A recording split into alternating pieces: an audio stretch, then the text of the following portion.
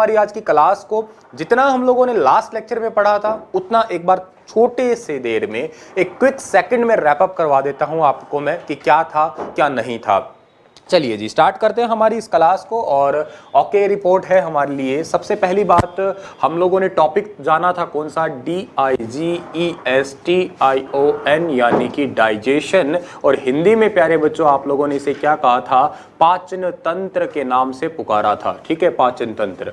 जब भी आप ये टॉपिक पढ़ रहे हैं इसका सीधा सा मतलब है, सीधा सा अर्थ है कि आप लोग खाने को पचाने वाले, और खाने को कैसे पचाएंगे, टुकड़ों में तोड़ तोड़ के पचाने वाले हैं। भाई सीधी तो ऐसा तो है नहीं कि रोटी ना आपने फट्टे की तरह अंदर रख दिया हो, तो आप तो टुकड़ों में तोड़ेंगे खाने को। और यही सारा प्रोसेस आप लोगों को मैंने यहां समझाने की कोशिश की थी, बताने की कोशिश की थी।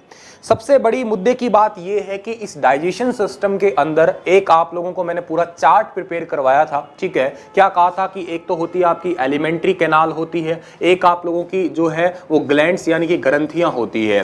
टोटल मीटर 9 मीटर लंबाई है इसकी। ऐसे करके मैंने इस क्लास को लास्ट लेक्चर में जो है थोड़ा आप लोगों को हिंट दिया था। आज की क्लास को मैं जो है यहां से शुरू कर रहा हूं। डाइजेशन को जो है मैं मतलब बताने की कोशिश कर रहा हूं कि हम लोग माउथ से स्टार्ट करेंगे सबसे पहले। ठीक है, MOUTH माउथ, यानी कि इसको हिंदी में प्यारे बच्चों आप लोग मुख बोलेंगे। चलिएगा समझते हैं, एक एक चीजों को बारीकी से समझते हैं तो बहुत मजा आएगा हमें। आप लोगों को जरूरी नहीं है कि पेपर में माउथ ही वर्ड मिले, ऐसा जरूरी नहीं है। तो क्या क्या मिल सकता है सर हमें, आपको माउथ की जगह ना एक वर्ड और भी मिल सकता है, और उसको हम लोग इंग्लिश में बोल सकते हैं क्या कि बक्कल कैविटी भी आप लोगों को मिल सकता है।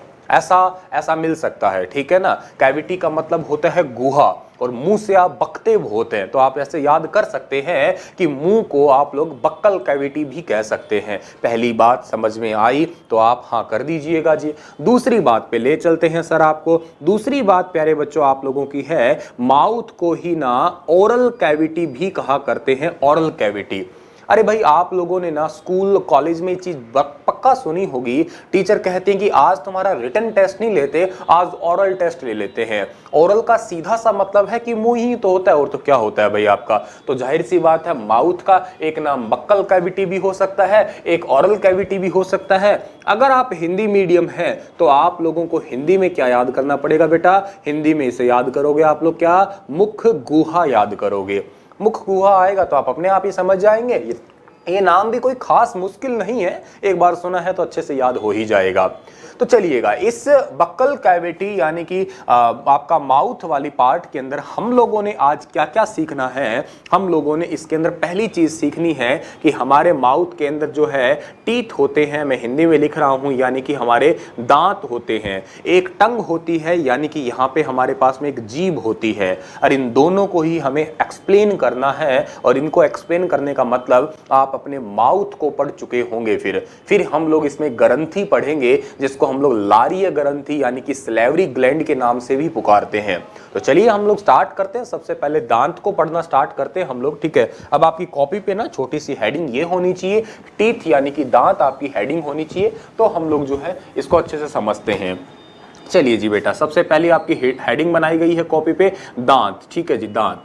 एक क्वेश्चन सीधा सा पेपर में आएगा, क्या आएगा कि स्टडी ऑफ टीथ। ठीक है, पेपर में क्वेश्चन ये आएगा स्टडी ऑफ टीथ यानी कि दांतों के अध्ययन को क्या कहा जाता है। देखो एक छोटी सी बात मेरी याद कर लेना, जिस भी वर्ड के पीछे लॉजी आ जाए ना वो पढ़ना होता है। LOGY, लॉजी मीन स्टडी है। जैसे मैं कहूं कि तकनीक को अध्ययन करना है, तकनीकी को पढ़ना है, तो आप टेक्नोलॉजी कह देते हैं। मैं कहता हूं कि मानवता का अध्ययन करना है तो आप उसे एंथ्रोपोलॉजी कह देते हैं। लॉजी मतलब पढ़ना है और कोई अलग चीज नहीं है। आप बायोलॉजी पढ़ रहे हैं ना, बायो मतलब जीव होता है, लॉजी मतलब पढ़ना है, तो आप जीवों का अध्ययन कर रहे हैं। यहाँ पे जिसमें भी जीवन है, जिसमें भी प्राण है, चाहे वो पौधा ही क्यों ना हो, चाहे वो हम ही क्यों ना हो, चाहे वो कोई कॉकरोच हो, तितली हो, इनका आप लोग यहाँ पे अध्ययन कर रहे हैं, पढ़ रहे हैं इनको आप लोग। तो स्टडी ऑफ टीथ होता क्या है, ODENTOLOGY, ठीक है जी। लॉजी का मतलब तो गुरुजी ने अभी बता दिया था आपको, लॉजी का मतलब तो पढ़ना होता है। नाउ एक नया वर्ड आपके आगे सामने दिख रहा है, ओडेंटोलॉजी। क्या बोला सर ने? ओडेंटोलॉजी। मेरे साथ साथ बोलिएगा बेटा, क्या बोला सर ने? ओडेंटोलॉजी। और ओडेंटोलॉजी का मतलब यही होता है बच्चा कि दांतों का अध्ययन करना। अब गुरुजी दांतों का अध्ययन करने का मतलब क्या है? आप लोग जो है ना दांत को पढ़ेंगे तो दांत किसका बना है, दांत में क्या क्या बीमारियां आ सकती है, दांत के पास में जो है कौन कौन सी ब्लड वेसल्स आती है, दांत एक्चुअल में कहां लगा हुआ है, दांत के बाहर के पार्ट को क्या कहते हैं, दांत होते कितने हैं, दांत जिंदगी में कितनी बार आते हैं, मिल्की टीथ क्या कंसेप्ट है, मोनोफाइकोडोंट क्या होता है, डाईफाइकोडोंट क्या होता है, यही चीजों को पढ़ना, यही तो ओडोंटोलॉजी कहलाता है। और जो इसको पढ़ चुका है, जो इस पे काम कर रहा है, वही तो डेंटिस्ट है। अरे सुना है ना आप लोगों ने, डेंटिस्ट तो सुना ही होगा ना, मार्केट में छोटे छोटे क्लिनिक होते हैं और दांत जाड़ में कीड़ा तो सभी ने पढ़ा होगा, जाड़ भरवाई होगी ऑलमोस्ट, ये एक कॉमन सी चीज है। बचपन में जाड़ दांत दर्द होते हैं, दांतों की सफाई करवाने जाते हैं, वो एक्चुअल में वो डेंटिस्ट होता है, लिखा भी होता है कि ये डेंटिस्ट है। तो देखो जब भी कभी वर्ड आपको डोंट या डेंट मिल जाए, ये एक रूट है, आपको याद करवा देता हूं, इसका मतलब दांत ही होता है और कुछ नहीं होता है। मेरी बात आप तक पहुंच चुकी होगी, आगे बढ़ लेता हूं मैं अगली कहानी पे।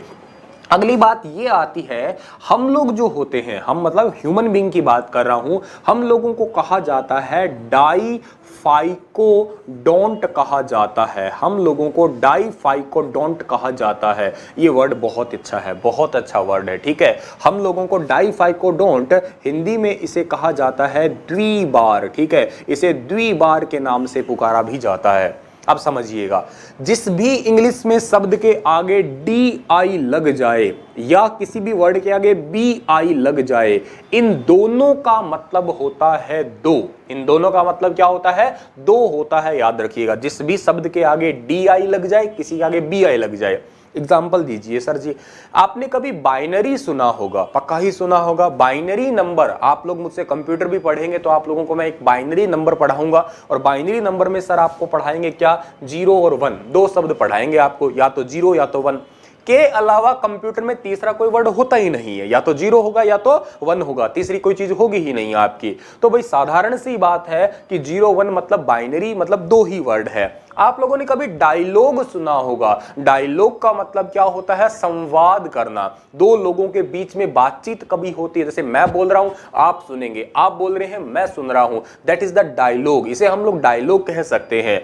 तो बस साधारण सी बात यह है कि यहां पे एक वर्ड लगा है डाई, डाई मतलब तो दो हो गया आपका। अभी सर ने एक बात कही थी डोंट, और डोंट का मतलब ये होता है दांत, और फाइको आप भूल जाइएगा, कोई लेना देना नहीं है आपका, आप बस इतना याद कर लीजिएगा, दो दांत, दो बार दांत है। अभी आपकी जिंदगी में कितने बार दांत आते हैं? अभी दो ही तो बार दांत आते हैं ना, समझ गए होंगे आप लोग बात। आगे लेके चलता हूं बात आपको मैं आगे। अगर मैं पूछता हूं तो टोटल दांत कितने हैं, तो बहुत सारे बच्चे बोलते हैं 32, लेकिन 32 दांत नहीं होते हैं, 32 सॉकेट होते हैं एक्चुअल में, उनमें दांत लगे हुए होते हैं। अब किसी के तो 28 हो सकते हैं, किसी के 27 हो सकते हैं, किसी के 31 भी है, किसी के टोटल 32 भी हो सकते हैं, वो तो डिपेंड करता है, ह्यूमन टू ह्यूमन वेरी करता है। 32 सॉकेट होते हैं, इतनी बात आप याद रख लीजिएगा। अब इन 32 में से थोड़ा सा हम लोग थोड़ा मैथ लगाते हैं अपना। क्या मैथ लगाएंगे जी? एक तो हम लोग 20 का आंकड़ा लेंगे और एक आंकड़ा हम लोग 12 का लेंगे। अब गुरुजी ऐसा आंकड़ा आपने क्यों लिया? क्योंकि इसका एक कारण है, इन्हीं 20 दांतों को ना, इन्हीं 20 दांतों को मिल्क टीथ कहा जाता है, हिंदी में इन्हें दूधिया दांत कहा जाता है। और ये वर्ड आप लोगों ने जो है बहुत बार सुना होगा, दूधिया दांत, कच्चे दांत, जिंदगी में दांत टूटे हुए होंगे, छोटे होते टाइम लड़ाई की होगी, दांत टूटे होंगे और वो दांत दोबारा भी आ जाते हैं हमारे। कोई साधारण सी बात है। टोटल अगर पूछ लिया जाए आपसे दूधिया दांतों की संख्या कितनी होती है, तो आपका जवाब रहेगा दूधिया दांतों की संख्या टोटल कितनी होती है? 20 होती है। लेकिन मेरा सवाल तो आपसे ये है, क्या ये 12 दांत क्या दोबारा आते हैं? क्या ये 12 दांत कभी दोबारा आएंगे? बिल्कुल नहीं आएंगे। ये तो जिंदगी में एक ही बार आते हैं, ये दूसरी बार नहीं आते हैं भाई, ये एक ही बार आते हैं। तो इसी वजह से इसको ही हम लोग क्या कहते हैं, इन्हीं को ही हम लोग मोनोफाइकोडोंट के नाम से पुकारा करते हैं। ये बात आप याद कर लीजिएगा। हिंदी में इसे एक बार दंती कहा जाता है, एक बार दंती के रूप में इसे पुकारा जाता है। ये बहुत अच्छा शब्द है मोनोफाइकोडोंट। अभी टेक्निकल वर्ड है लेकिन हमसे देसी शब्द भी याद कर सकते हैं। क्या इसे मैं इन 12 दांतों को जो है ना वो परमानेंट टीथ जो है वो कह सकता हूं कि नहीं कह सकता? आप बताइएगा। क्या ये परमानेंट स्थायी दांत कह सकता हूं कि नहीं कह सकता? मेरे पास में बहुत शब्द है बताने के लिए, आप कोई भी शब्द इनमें से याद कर सकते हैं। ये परमानेंट टीथ है भाई। ये 12 दांत जिंदगी में अगर एक बार आ गए ना तो दोबारा थोड़ा ना, ऐसा थोड़ा ना कि आप लोग इस एज की बात करता हूं, आप प्यूबर्टी एज को क्रॉस कर चुके हैं, आप अगर 25 साल के हैं और अब अगर किसी ने मुक्का मार के दांत तोड़ दिए तो भाई आप लोग डॉक्टर से जाके, डेंटिस्ट से जाके अभी कोई दांत दोबारा नया लगवा सकते हैं लेकिन दोबारा दांत उगेगा नहीं, ये तो पक्की बात है। ये तो बात आपको भी पता है। तो ये जो 12 दांत होते हैं ना, इन्हीं को मोनोफाइकोडोंट कहते हैं बच्चा, ठीक है। इन्हीं को परमानेंट टीथ कहते हैं, इन्हीं को स्थायी दांत कहते हैं, इन्हीं को एक बार दंती कहते हैं। अब मेरा अगला सवाल है आपसे, जो पेपर में आपसे पूछा जाएगा। क्या पूछा जाएगा पेपर में? यह पूछा जाएगा कि जो डाइफाइकोडोंट होते हैं, मैं ये डी बड़ा लिख देता हूं ताकि समझना थोड़ा आसान हो जाए।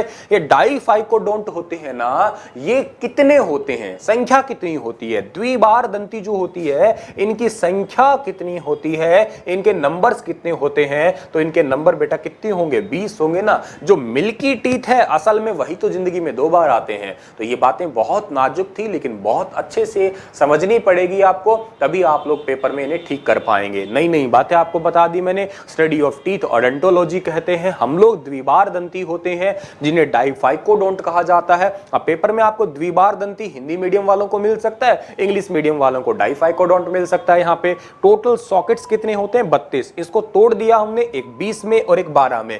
12-20 क्या है? मिल्की टीथ है, मिल्क टीथ है, दूधिया दांत है, जो कि जिंदगी में 2 बार आते हैं हमारे। लेकिन ये 12 दांत ऐसे हैं जो एक ही बार आएंगे, दूसरी बार नहीं आने वाले। तो इन्हें हम लोग क्या कहते हैं? मोनोफाइकोडोंट कह देते हैं, या एक बार दंती कह देते हैं, या इन्हें परमानेंट या स्थायी टीथ कह देते हैं। समझ में आ गई होगी आप लोगों को? ठीक है जी, अच्छी बात है। अगर समझ में आ गई है तो मैं इसे साफ कर देता हूं। कॉपी पे आप लोगों ने लिख लिया होगा और आगे बढ़ते हैं। अगली बात पे हम लोग जाते हैं और थोड़ा सा हम लोग ना दांतों के प्रकार जान लेते हैं। हमारे दांत जो है ना वो कितने प्रकार के होते हैं हम लोग ये जान लेते हैं। जरूरी ये चीज है हमारे पास में, ठीक है। हमारे दांत जो होते हैं ना बेटा वो कौन कौन से हैं? देखो, हमारे मुंह में हमें 1 नंबर टीथ जो मिलेगा उसको हम लोग बोलेंगे क्या? हम लोग उसको बोलेंगे इंसीजर्स बोलेंगे, ठीक है।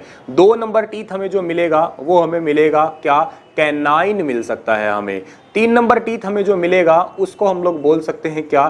प्रीमोलर के नाम से पुकारते हैं, प्रीमोलर। और 4 नंबर टीथ हमें जो मिलेगा उसको हम लोग बोला करते हैं बेटा मोलर टीथ कहा करते हैं। हिंदी में नाम इनकी बहुत ही गंदे गंदे से वही, ठीक है। कृतनगर, रत्नकर, अगर, चरणवकर, चरणवकर, ऐसे नाम आप हिंदी में याद करेंगे तो सच में घायल ही हो जाएंगे। एटलीस्ट इन्हें ही याद करें तो ज्यादा ठीक रहेगा। इंसीजर है, कैनाइन है, प्रीमोलर है, मॉलर है। क्या क्या नाम है बेटा? इंसीजर है, कैनाइन है, प्रीमोलर है, मॉलर है। क्या नाम है? इंसीजर है, कैनाइन है, प्रीमोलर है और मॉलर है। 4 नाम आपने सर ने बता दिया आपको, ठीक है।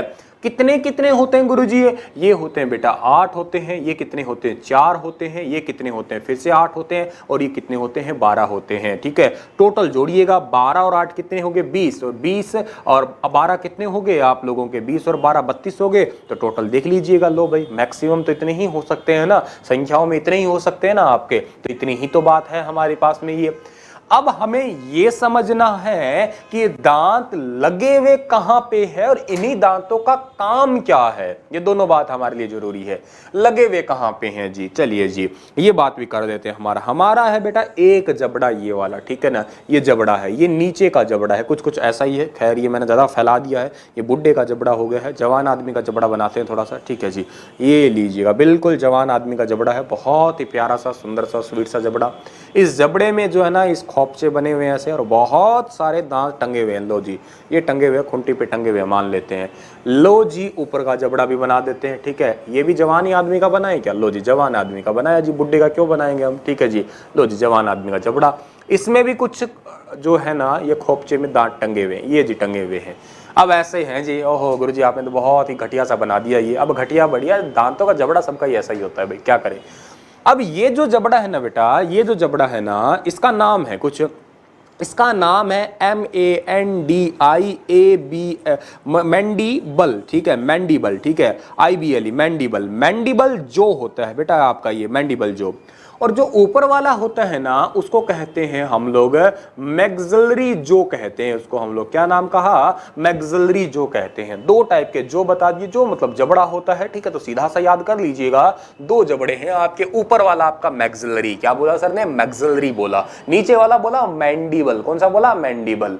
अब मेरा आपसे सवाल है, मेरा क्या पेपर का सवाल है बल्कि ये आपसे पेपर ये पूछेगा कि दोनों जो में से, मैंडिबल और मैक्सिलरी जो में से कौन सा मूवेबल होता है, जो हिल सकता है। भाई आप बैठे बैठे इसका एक्सपेरिमेंट कर लो, कोई दिक्कत ही नहीं, आप आराम से एक्सपेरिमेंट कर सकते हो। ऊपर वाला जबड़ा हिला के देखो ना, नहीं हिल रहा, लेकिन नीचे वाला हाँ हाँ हाँ बिल्कुल हिल रहा है गुरुजी ये तो नीचे वाला जबड़ा जो होता है ना आपका, वो हिल सकता है। ये हिल सकता है मतलब आपका मैंडिबल जो होता है ना, वो आपका मूवेबल होता है। हालांकि मैं आपको स्केलेटन सिस्टम पढ़ाते टाइम पे एक मैंडिबल बोन भी बताऊंगा, स्ट्रॉन्गेस्ट बोन में उसका नाम शामिल होता है, लेकिन फिलहाल के लिए इतनी बात याद कर लीजिएगा, जो मैंडिबल जो होता है वो मूवेबल होता है, जो चक्कर काट सकता है। ये साधारण सी बात है, यानी कि मैंडिबल जो है आपका वो हिल सकता है, ठीक है, जो हिला हुआ है भाई ये हिल सकता है। और फिक्स कौन सा होता है सर जी, फिक्स जो होता है वो आपका मैक्सिलरी होता है। तो याद कर लिया आप लोगों ने।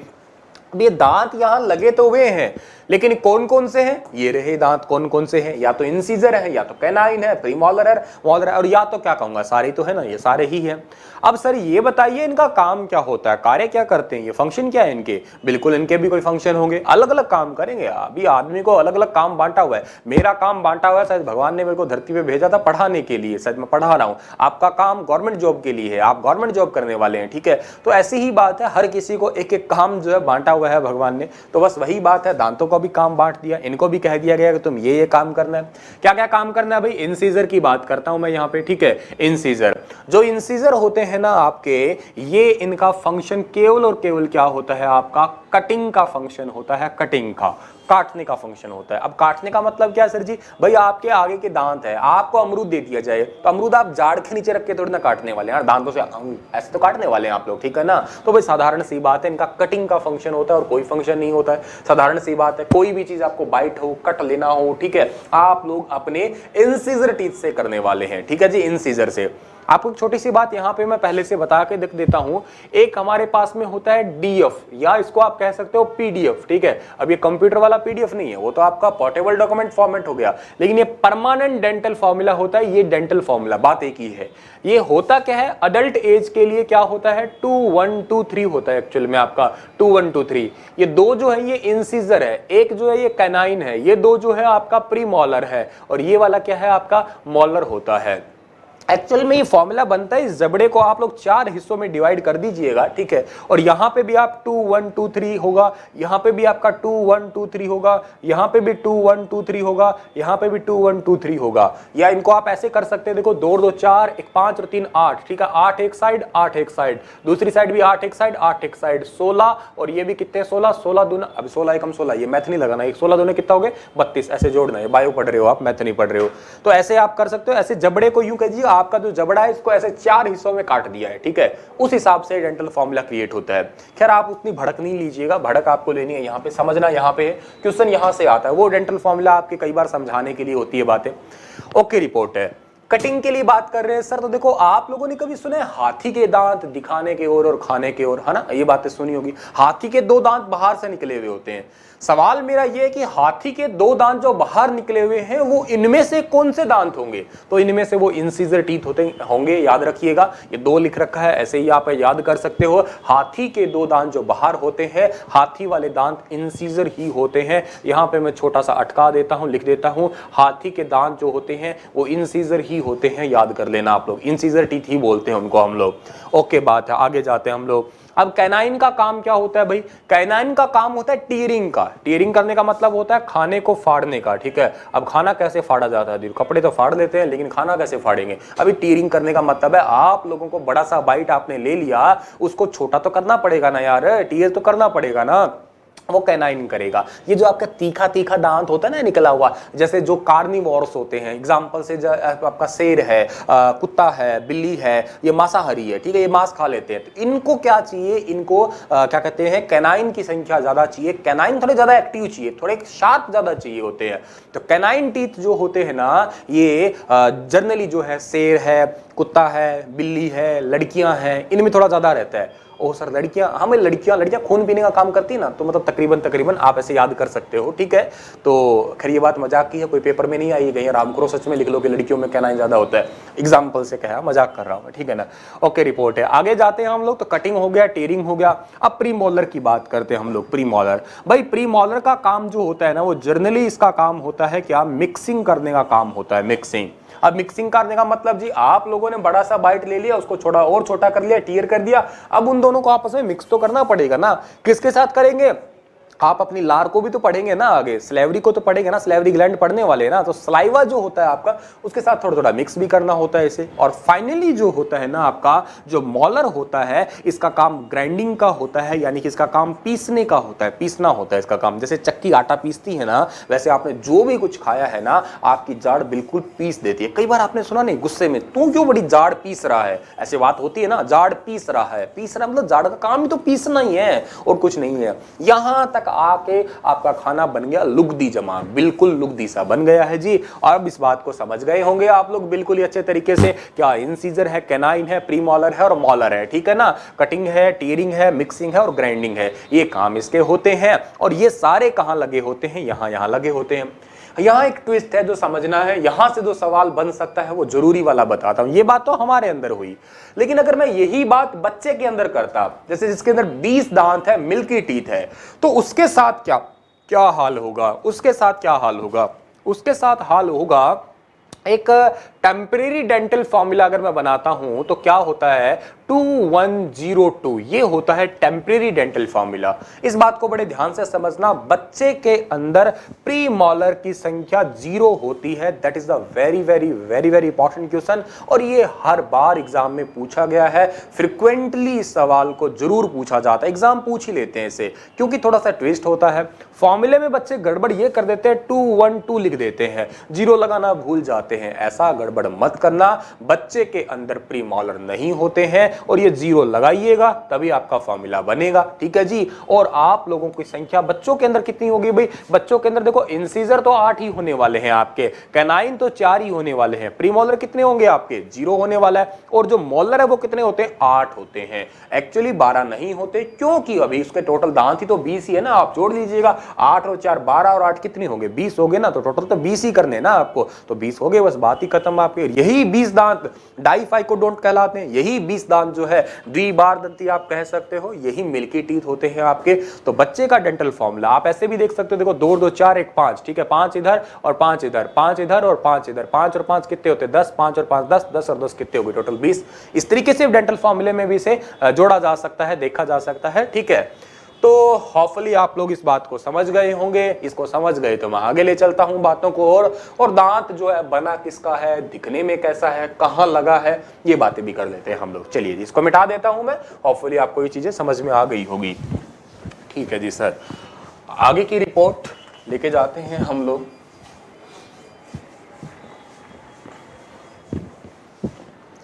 आगे बात हमारा दांत बनाते हैं। दांत एक्चुअल में एक सॉकेट में फंसा हुआ होता है, ये मान लेते हैं एक दांत का सॉकेट होगा, ठीक है, इसमें दांत जो है ना लगा हुआ है, ठीक है, इसमें दांत इस खोपचे में लगा हुआ है। मैंने बहुत ही चौरस सा सॉकेट बनाया है, बहुत ही सुंदर सा बनाया है, ऐसा होता नहीं है, ठीक है, लेकिन बस वैसे बनाया आपको समझाने के लिए, ठीक है। ये दांत है भाई आपका, ये दांत है, तीखा तीखा सा दांत बनाया है। गुरुजी आपने दांत बनाया है, एक कुदाड़ी बनाई है, क्या बनाया, इतना तीखा दांत होता है क्या, छुरा थोड़ी ना दांत हमारा, अरे मान लो यार, मानना ही तो है ना आपको, क्या माना मूलधन सो, मैथ में हर रोज माना मूलधन सो करते हो या नहीं मान सकते, माना एक्स माना वाई, भाइयों में भी तो मान लो ना यार, कौन रोकता है तुम्हें। सुंदर सा बनाया बिल्कुल, देखो टिप टॉप बनाया, जैसे फित्ता मार के बनाया और सर ने दांत, समझ लीजिएगा बस इसको क्या है समझाने। सर आपको बात ये चाहते कि दांत जिस खोपचे में लगा हुआ है ना, ये मसूड़े हैं आपके, ठीक है ना, थोड़ा थोड़ा गोल गोल कर देते हैं लोग भी, इस मसूड़े में दांत लगा हुआ है ना, इसको कहते क्या है, इसको कहा जाता है बेटा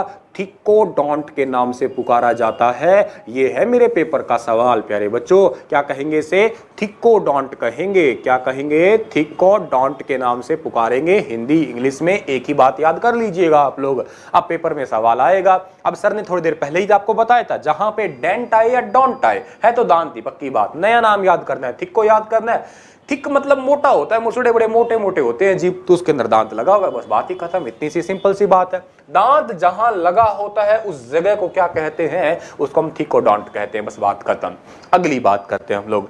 दांत का जो आपको ये बाहर बाहर वाला पार्ट दिख रहा है, दांत का जो आप लोगों को ये बाहर बाहर वाला पार्ट दिख रहा है, ये आउटर पार्ट आपको दिख रहा है दांत का, इसको क्या कहते हैं सर? इसको कहा जाता है CROWN, क्राउन, या इसको कहते हैं डेंटाइन पार्ट के नाम से भी पुकारा जाता है। तो ये बात भी आप याद कर लीजिएगा। दांत की बाहरी परत को, दांत की बिल्कुल बाहरी परत को, outer layer of our teeth क्या कहलाती है सर? तो आप जवाब याद रखिएगा, इसे क्राउन या डेंटाइन पार्ट कहते हैं। अगली बात समझते हैं। दांत का जो ये नुकीला भाग है, केवल जो नुकीला भाग है, जो शार्प जो चाकू जैसा मैंने तीखा बना दिया, इसे क्या कहते हैं सर? इसे कहते हैं BENU, ब्यूनोडोंट। ठीक है, इसे ब्यूनोडोंट के नाम से पुकारते हैं। देखो 3 नाम सर ने दे दिए, बहुत अच्छे अच्छे तीनों सवाल है पेपर के आपके। दांत जहां लगा हुआ है उसे थिकोडोंट कहते हैं। दांत का पूरा आउटर पार्ट को हम क्राउन या डेंटाइन पार्ट कहते हैं। जो तीखा तीखा पार्ट होता है उसे ब्यूनोडोंट के नाम से हम लोग पुकार देते हैं। बस इतनी सी बात है जो आपको याद करनी है। कर लेंगे याद आप लोग? अरे बोलो ना हाँ या ना, पक्का कर लेंगे आप लोग। अब एक सवाल और है, जो ये डेंटाइन पार्ट होता है ना, एक्चुअल में क्राउन पार्ट होता है, इसके ऊपर एक लेयर होती है एक्चुअल में। ठीक है, एक लेयर होती है, और इस लेयर का जो नाम है ना बच्चा, इस लेयर का नाम है ENAMEL, इनामल। ठीक है, क्या नाम है? इनामल। और ये इनामल लेयर जो होती है ना आपकी, ये स्ट्रॉन्ग होती है जी। ठीक है, और ना केवल स्ट्रॉन्ग, मैं यहां पे लिख रहा हूं सबसे मजबूत लिखूंगा मैं यहां पे। ठीक है, सबसे मजबूत लेयर यही होती है आपकी। हमारे शरीर के अंदर जो है हार्डेस्ट पार्ट अगर पूछ लिया जाए ना, तो जवाब इनामल ही रहेगा आपका। इनामल लेयर हार्डेस्ट पार्ट है भाई। ये क्वेश्चन एग्जाम में पता नहीं 10 बार ही पूछा गया होगा। हमारे शरीर का सबसे हार्डेस्ट पार्ट बताइए कौन सा है? तो जवाब रहता है इनामल। इनामल इनामल बार बार नाम रहता है आपका। तो याद कर लीजिएगा आप लोग, अच्छे तरीके से याद कर लीजिएगा इसे। मन में डाउट ये है, ये इतना हार्ड क्यों है? सबसे हार्ड क्यों है, बल्कि हार्डेस्ट कहा है सर ने, क्यों है ये इतना? कारण क्या है? देखो, कोई भी चीज सख्त तब होती है जहां पानी ना हो। आप लोग देख लीजिएगा, नरम बनाने के लिए आप पानी का बहुत यूज करते हैं। आटा गूंथते हैं तो आटे को नरम करने के लिए पानी की आवश्यकता पड़ती है आप लोगों को। बहुत चीज कोई हार्ड हो जाती है, मान लेते हैं कोई बर्तन पड़ा है, साफ नहीं हो रहा है, आप पानी डाल के छोड़ देंगे, गला के छोड़ देंगे, फिर जाके पानी बर्तन साफ हो जाएगा। कोई नट है, नट बोल्ट है, और वो आप लोगों का खुल नहीं रहा है, आप क्या करेंगे? उस पर पानी डाल देंगे, और जब वो थोड़ा सा नरम हो जाएगा, फिर वो नट बोल्ट भी खुल जाएगा। मेरे कहने का साधारण सा मतलब इतना है क्या, कि भाई जो चीज हार्ड है उसको नरम बनाने के लिए पानी की आवश्यकता है। जहां पानी नहीं है वो चीज हार्ड है। तो बस मेरा सवाल आप लोगों को यही बताना चाह रहा है क्या, कि इनामल के अंदर H2O होता है 0%। ठीक है, 0% H2O होता है। H2O सर ने लिखा है, मतलब ये क्या है बेटा? वाटर है आपका, पानी है ये, और पानी इनामल में कितना प्रतिशत है? 0% है। That is the very very important thing जो आपको याद रखनी है, कि इनामल हार्ड क्यों होता है। अभी आपने बहुत बार रट्टा मार रखा होगा कि सबसे हार्डेस्ट पार्ट हमारे जो बॉडी का होता है वो इनामल होता है, लेकिन क्यों होता है ये बात आज आप जान चुके होंगे। क्योंकि इसमें 0% पानी होता है। पानी होता ही नहीं है, जहां पानी नहीं है वो चीज तो हार्ड अपने आप रहेगी रहेगी भाई आपकी। ठीक है ना? चलो जी, अब अगला सवाल ये कि ये दांत सर बना किसका होगा? ये दांत बना किसका होगा? ये दांत बना है बेटा कैल्शियम कार्बोनेट का, CaCO3, कुछ फॉस्फेट इसमें मिलता है आपका, तब जाके दांत जो है ना आपका ये बन जाता है। कैल्शियम कार्बोनेट और फॉस्फेट है, इससे मिलके आपका दांत जो है बना होता है। तो साधारण सी बात है आपकी। ठीक है, मसूड़ों के अंदर होता है। मसूड़ों में बहुत सारी ब्लड वेसल्स होती हैं, इनको गम्स भी बोलते हैं। वो गम वो वाला गम नहीं है जो आपको गम है, ठीक है ना, मेरा गम कितना कम है, वो वाला गम नहीं जो आप शेरो शायरी मेरे प्यार मोहब्बत में करते हो, वो दूसरा गम है, ठीक है ना। तो कैल्शियम कार्बोनेट और फॉस्फेट का बना होता है दांत आपका, और ब्लड की कैपिलरीज होती है, गम्स मसूड़ों में आता है, और ये दांत आपका सही तरीके से जिंदा रहता है, चलता रहता है भैया आप लोगों का। ओके, रिपोर्ट है जी। सर मेरा एक डाउट है, ये कैल्शियम कार्बोनेट कहाँ से आया, ये कहीं और भी पूछा जा सकता है क्या? बिल्कुल पूछा जा सकता है। तो चलो इसको भी थोड़ा सा हम लोग ना चीर फाड़ कर लेते हैं, थोड़ा समझ लेते हैं इसको हम लोग। ये मैं मिटा देता हूँ, कितना प्यारा सा दांत है, मिटाने का दिल तो नहीं कर रहा मेरा, पर मिटा ही देते हैं भैया हम लोग। चलिए जी अगली बात समझते हैं, ये कैल्शियम कार्बोनेट कहाँ से आया, फिर हम लोग हमारी जीभ को समझेंगे, और फिर हम लोग आगे जाएंगे लारीय ग्रंथि समझेंगे। ऐसे करके हमारा मुंह पूरा होगा। काफी बड़ा चैप्टर है ये हमारा, 2-3 लेक्चरों के अंदर जाके पूरा होगा ये हमारा। आगे की बात करते हैं हम लोग। आगे की बात हमारी ये थी, देखो आपने कभी भी CaO के बारे में जाना होगा, ये है कैल्शियम ऑक्साइड, इसे कहते हैं कैल्शियम ऑक्साइड, या इसे कई जगह हिंदी में लिखा होता है बिना बुझा हुआ चूना, बिना बुझा हुआ चूना, ठीक है, बिना बुझा हुआ चूना, ये सुना होगा। चलो जी, सुना क्या आप लोगों ने देखा है, घर में पहले सफेदी करते थे, कड़ी करते थे, तो यही तो लेके आया करते थे, लेके आते थे, ये इसका फॉर्मूला ये है कैल्शियम ऑक्साइड। अब क्या करते थे आप लोगों ने, कंडीशन को सबने देखा है, इसके अंदर जैसे ही आप लोग पानी डालोगे तो ये उबलने लग जाता है, गुड़ गुड़ गुड़ गुड़ गुड़ करके फुल उबलने लग जाता है, फुल गर्म हो जाता है ये। आजकल तो कॉलेज में आधे आधे पेड़ रंगते हैं, ईंटें रंग देते हैं पार्क वगैरह की, लेकिन पहले तो घर में ही सफेदी करते थे, ठीक है। अभी तो खैर जमाना अलग हो गया, अब तो सिल्की करते हैं, डिस्टेंबर करते हैं, बहुत सारे पेंट आ गए हमारे पास में, वॉलपेपर के कई सारे हमारे पास में कहिएगा ऑप्शंस है। उस टाइम पे कोई ऑप्शन होता नहीं, तो उस टाइम पे केवल इतना ऑप्शन था कि कड़ी करनी है, अभी सफेदी करनी है, तो करते क्या थे, कैल्शियम ऑक्साइड यानी कि चूना लाते थे, उसमें पानी डाल देते थे, ये उबलने लगता था। एक बात मेरी हमेशा याद रखिएगा, कभी भी कोई चीजें जुड़ेगी तो एनर्जी निकलेगी, पक्की बात है। दो चीजें जुड़ेगी, एनर्जी, दो हाथों को जोड़िएगा भाई, एनर्जी निकल रही है, पक्की बात है। तो भाई होता क्या है बच्चा, इससे जब भी जुड़ा तो एक चीज तो कंफर्म है, क्या निकली है भैया आपकी, एक चीज तो कंफर्म है, एनर्जी निकली है, यानी कि ऊर्जा निकली है। जो आप कह रहे हैं ना गुड़ गुड़ गुड़ उबलने लग जाता है, तो वो एनर्जी है आपकी। साथ में इसमें बना है बच्चा CaOH ट्वाइस, यानी कि कैल्शियम हाइड्रोक्साइड बन गया आपका, और इसे ही कहते हैं हम लोग बुझा हुआ चूने के नाम से पुकारा करते हैं। ये आपका बुझा हुआ चूना होता है, ठीक है, बुझा हुआ चूना। पेपर में चीजें आती हैं, ये चीजें आपको केमिस्ट्री में फिर भी देखने के लिए मिलेगी, फिलहाल के लिए भी तो याद कर ही सकते हैं आप लोग। ये बिना बुझा हुआ चूना है, ये बुझा हुआ चूना है, और इसका अपन यूज कहाँ करते हैं, इसका यूज करते हैं अपन दीवारों पे लेपने के लिए। इस कैल्शियम हाइड्रोक्साइड को जैसे ही मैंने क्या किया, दीवार पे लगाया।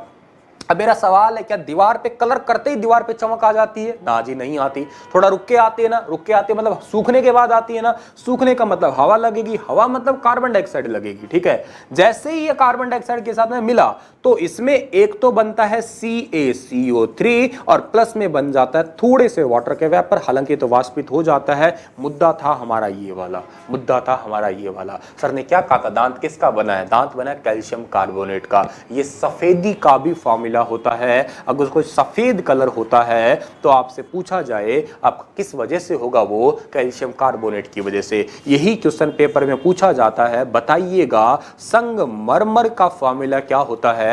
जवाब आपका CaCO3 रहेगा। आपसे पेपर में पूछा जाएगा, बताइए मार्बल का फॉर्मूला क्या होता है? जवाब रहेगा आपका CaCO3। आपसे पूछा जाएगा कैल्शियम का और बताइएगा क्या होता है, कैल्शियम का अयस्क क्या होगा? आपका जवाब क्या होगा? CaCO3 रहेगा। कितने सारे सवाल देखो मैंने आपको याद करवा दिए, कितने अच्छे अच्छे सवाल हैं आपको याद करवा दिए हैं। आपसे पूछा जाएगा सफेदी का फॉर्मूला, आपसे पूछा जाएगा संगमरमर का फॉर्मूला, आपसे पूछा जाएगा मार्बल का, आपसे पूछा जाएगा कैल्शियम का, और आपसे पूछा जाएगा दांत किसका बना हुआ है। तो ये सारी चीजें बेटा आपकी किससे है? Calcium carbonate, CaCO3। बहुत बहुत इंपॉर्टेंट है, रख लीजिएगा, याद रख लीजिएगा, लिख लीजिएगा, रट लीजिएगा, समझ लीजिएगा, जो आपको करना है वो कर लीजिएगा।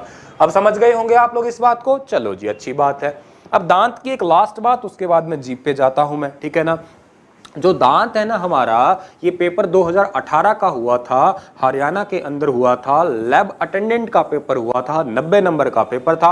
हो सकता है आप जो बैठे पढ़ रहे हो उनमें से किसी बच्चे ने तो इसको पेपर को दिया ही हो, ठीक है ना। लैब अटेंडेंट का पेपर किसी ने तो दिया ही हो भाई।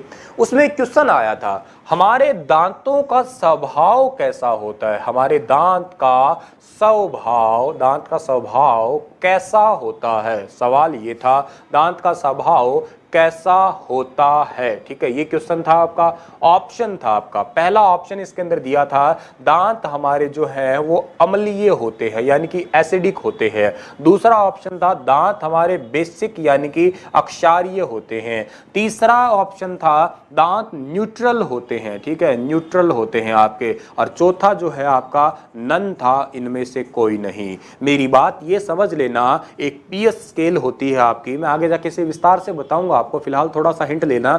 0 से स्टार्ट होती है, 14 पे खत्म होती है, बीच में ब्रेकर आता है 7 पे। जो ये वाला एरिया होता है इसको हम लोग क्या कहते हैं, एसिड कहा करते हैं। ये वाला एरिया है जो इसे हम लोग बेस कहा करते हैं। ये वाला एरिया न्यूट्रल होता है एक्चुअल में आपका। इनका नेचर जो होता है वो सोर होता है यानी कि खट्टे होते हैं। इनका नेचर जो होता है ये बीटर होते हैं यानी कि कड़वे होते हैं आपके। ये थोड़े से रफ से होते हैं, सरफेस को रफ करते हैं। ये हमेशा सरफेस को स्लिपरी करते हैं, चिकना चिकना करते हैं। साबुन चिकनी होती है हमेशा, और एसिड होता है या नींबू का रस वगैरह देख लो हमेशा खट्टा ही रहता है आपका, मतलब खट्टा इन द सेंस खट्टा भी कह दो या थोड़ा सरफेस खुरदरा खुरदरा भी करते हैं वो आपके। अब मेरा सवाल आपसे कि दांतों का स्वभाव कैसा होता है, ये अम्लीय है, कक्षारीय है कि न्यूट्रल, न्यूट्रल यानी कि साथ वाला है, या इनमें से कोई नहीं। अभी काम करिए, आप अपने दांतों पे जीभ घुमाइएगा। ठीक है, दांतों पे जीभ घुमाइएगा। आपको दांत बताओ चिकने लग रहे हैं, खुरदरे लग रहे हैं, क्या लग रहा है आपको, खट्टे लग रहे हैं, कड़वे लग रहे हैं, क्या लग रहा है आपको, बोलिएगा। भैया आप लोगों को दांत ना तो खट्टे लग रहे हैं जी, ठीक है, ना ही तो हमें कड़वे लग रहे हैं जी, टेस्ट में तो हमें पता ही नहीं लग रहा, दांत कैसे हैं, दांतों का टेस्ट नहीं पता लग रहा। खुरदरे नहीं लग रहे, हल्के से चिकने लग रहे हैं। अब चिकने इतने भी नहीं है कि जीभ रखी जीभ नीचे गिर गई हो, ठीक है, और खुरदरे इतने भी नहीं है कि जीभ रखी हो रेग मार की तरह जीभ फटी गई हो, ना जी, थोड़े से चिकने, हल्के से चिकने हमारे। तो इसी वजह से दांतों का स्वभाव बेटा होता है अक्षारीय। वेरी वेरी इंपॉर्टेंट क्वेश्चन है, कई बार एग्जाम में पूछ लिया, रिसेंटली हरियाणा के पेपर में भी आया। दांतों का पीएच वैल्यू पूछो तो 7.23 लगभग, ये 100% एक्यूरेट नहीं है, ठीक है, कहीं एक्यूरेसी इसकी दिखाई नहीं रखी, ऑलमोस्ट जो है वो 7.23 के आसपास, 7+ आ गया ना, स्लाइटली बेसिक हो गया आपका दांत, ठीक है ना। अच्छी सी बात बताइए मैंने आपको, ओके रिपोर्ट है, राजी हो जाइए आप लोग, और आगे जाते हैं हम लोग और आगे समझते हैं। अब हमारी बात आती है, बारी आती है प्यारे बच्चों, जीभ पे बारी आती है। हम लोग हमारी जीभ की काटा छीती करते हैं, जीभ को देख लेते हैं, जीभ का टीयर डाउन करते हैं, कैसी होगी हमारी जीभ। चलिए जी, जीभ बनाते हैं हम लोग, है ना। लो भी बेटा आपकी जीभ बनाता हूं मैं, ये बनाई आपकी मैंने जीभ। गुरु जी हमारी जीभ बनाई है, कुत्ते की बनाई है आपने, हैं इतनी लंबी जीभ होती है कोई, अरे मान लो बेटा, फिर कह रहा हूं समझना ही तो है, क्या फर्क पड़ता है। इसमें कुछ कुछ जगह है आपकी, ठीक है, कुछ कुछ जगहें हैं।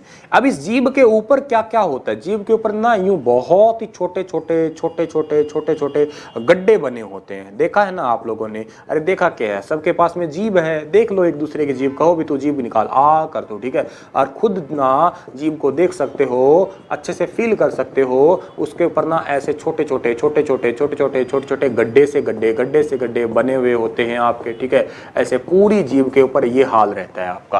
ओके रिपोर्ट है जी, हाँ जी रहते हैं, बिल्कुल सही बात है, रहते हैं जी। इनको कहते क्या है सर, ये भी बता दीजिएगा। इनको कहा जाता है बेटा बर्ड्स कहा जाता है, BUUD बर्ड्स। कई जगह इन्हें PEPLLI पैपलाई भी कहा जाता है इन्हें, ठीक है, कई जगह इन्हें बर्ड्स कहते हैं, कई जगह पैपलाई भी कहते हैं, एक ही बात है, कोई दिक्कत नहीं है, ठीक है। ओके रिपोर्ट, अगली बात पे आते हैं हम लोग। जीभ सर क्या है, एक बोनी पार्ट है, एक मस्कुलर पार्ट है। तो जीभ एक मस्कुलर ऑर्गन होता है आपका, यानी कि इसके अंदर मांसपेशियां होती है, याद रखिएगा मांसपेशियां होती है। सबसे मजबूत तो नहीं कहूंगा, लेकिन मजबूतों में से एक मांसपेशी ये भी होती है आपकी। जीभ सर किससे कनेक्ट होती है, आपके गले में एक हड्डी होती है बेटा, उस हड्डी का नाम है HYOID, हायोइड बोन कहते हैं बेटा, उसे हम लोग क्या कहते हैं, हायोइड बोन कहते हैं। और आपके इस हायोइड बोन से ना, इस हायोइड बोन से आपकी जीभ जो है वो कनेक्टेड रहती है। तो सीधी सी बात है, जीभ को टांगने वाली खुंटी का नाम क्या, जवाब जी हायोइड। खुंटी पे कपड़े टांग देते हो, जीभ टंगी हुई है हायोइड बोन पे, बस बात ही खत्म, एक ही हड्डी है उससे कनेक्ट होती है। ये वाली बात आपकी समझ गए आप।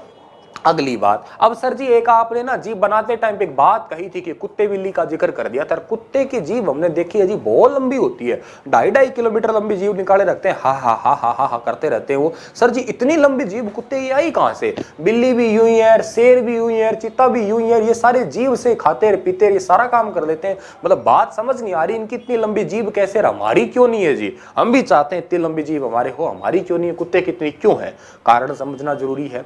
एक्चुअली में क्या होता है बेटा कि जो हायोइड बोन से आपकी जीभ कनेक्टेड रहती है ना, इसको कहा जाता है फ्रेनुलम। ठीक है, इसको कहा जाता है फ्रेनुलम। बोलो क्या बोलते हैं इसको? फ्रेनुलम बोलते हैं इसको हम लोग। ठीक है, और ये फ्रेनुलम का स्पेस जो होता है, ये फ्रेनुलम स्पेस बोलते किसको है? जो हमारी जीभ है और हमारी जीभ और इस हायोइड हड्डी के बीच की जगह कोई फ्रेनुलम बोलते हैं। हम इंसानों में, हम ह्यूमन बीइंग में ये फ्रेनुलम स्पेस बहुत कम होता है। ठीक है, इस वजह से जीभ आपको मुंह के अंदर ही दिखाई देती है ये। और जो जीव जिनके अंदर जीभ बाहर लटकी हुई दिखाई देती है, उनके अंदर ना ये फ्रेनुलम स्पेस जो है ये अत्यधिक होता है, ये ज्यादा होता है आपका। तो आपके पेपर में अब कभी सवाल आए कि कुत्ते हैं, बिल्ली है या ऐसे जीव जिनकी जीभ बाहर लटकी हुई है, उनका कारण क्या होगा? उनका कारण है फ्रेनुलम स्पेस। ठीक है, इस फ्रेनुलम स्पेस की वजह से जो है ना उनके अंदर उनकी जीभ जो है वो बाहर लटकी हुई है। ये बात आप अच्छे से याद कर लेना और इस बात को आप समझ भी लेना। समझ गए होंगे आप लोग बात? Okay report. जीभ जो है बेटा आपकी 3 पैर में काम करती है। किस पैर में? 3 पैर में काम करती है। कौन कौन से जी? एक तो ऊपर वाला हो गया, एक नीचे वाला हो गया, एक साइड में भी तो है ना आपका। तो टोटल 3 पैर होते हैं, इनमें काम करती है। अब अगला सवाल, सर भगवान ने काम गलत कर रखा है, जीभ ऊपर से तो खुरदरी है, नीचे से जीभ चिकनी है, ऐसा क्यों है? ऐसा क्यों है? जीभ जैसे नीचे से चिकनी है वैसे ही तो ऊपर से भी तो होनी चाहिए थी, ऐसा बदलाव क्यों है दोनों जगह में? इसका कारण है। इसका क्या कारण है जी? अगर जीभ ऊपर भी चिकनी होती तो आप बोल कैसे पाते? आपको बोलने में मदद करती है, ये फ्रिक्शन क्रिएट करती है। अगर नीचे से चिकनी है वैसे ऊपर से चिकनी है तो आप कोई शब्द बोलते, आपका जीभ फिसल जाती, तुतलाते आप लोग, ऐसे ही करते। और तो क्या कर सकते थे आप? आपको कोई कहता कुछ बोलना होता, मैं कुछ शब्द निकाल रहा हूं, जोर से निकाल रहा हूं, लेकिन फिसल गया मेरा तो शब्द, बचा ही नहीं मेरे पास शब्द। तो एक्चुअल में आपके दांतों के साथ में फ्रिक्शन बनाती है और फ्रिक्शन बना के आपको शब्द जो है आप बोल पाते हो, आप कोई वर्ड निकाल पाते हो। तो दैट इज आपका क्या हो गया? इसी वजह से हम लोग इसका ऊपर वाला फ्रिक्शन पार्ट भगवान ने बनाया, तो भगवान ने सोच समझ के बनाया, आप अपनी कलाकृति मत लगाइए। Okay report.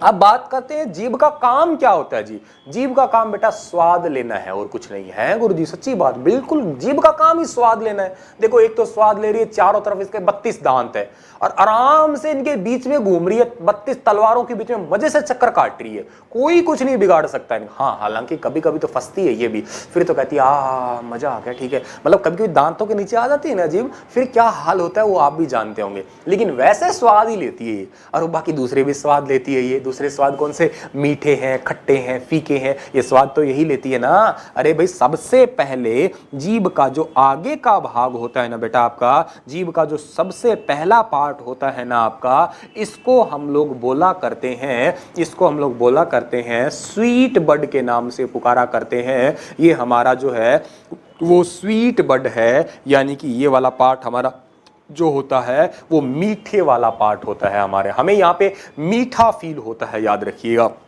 आपको जीभ के इस पहले भाग पे मीठे के अलावा कुछ भाग फील होगा ही नहीं है, याद रखिएगा, केवल ही मीठा फील होगा आपको। कैसे सर जी? कैसे? क्या आप एक काम करना यार, घर जाना, हथेली पे थोड़ा सा नमक रखना और जीभ बिल्कुल आगे से लगा के देखना, आपको मीठा, आपको ना नमक का टेस्ट नहीं आएगा। अगर आपको आएगा तो आपकी जीभ में फर्क है, वो बात अलग है, लेकिन वैसे आना तो नहीं चाहिए हिसाब से। ठीक है, तो ये बिल्कुल आगे का भाग जो है ये मीठा ही होता है। ओके रिपोर्ट जी, आगे जाते हैं। अगली बात आती है बेटा यहां वाली, अगली बात आती है यहां वाली, मतलब ये जो पार्ट है ना आपका, ये जो पार्ट है जनरली थोड़ा साइड पार्ट होता है सॉल्टी का। ठीक है, थोड़ा बहुत यहां का भी हो सकता है। ठीक है, ये पार्ट जो है ये आपका नमक का टेस्ट बताता है, आपको नमक वाली चीजें बताता है, नमकीन चीजें, आपको सॉल्टी पार्ट यहीं पे फील होता है। अगली बात आती है ये जो पार्ट होता है आपका, ये वाला पार्ट। ठीक है, ये वाला पार्ट प्यारे बच्चों आपके लिए किसके लिए होता है? ये पार्ट होता है प्यारे बच्चों आपका नमक की,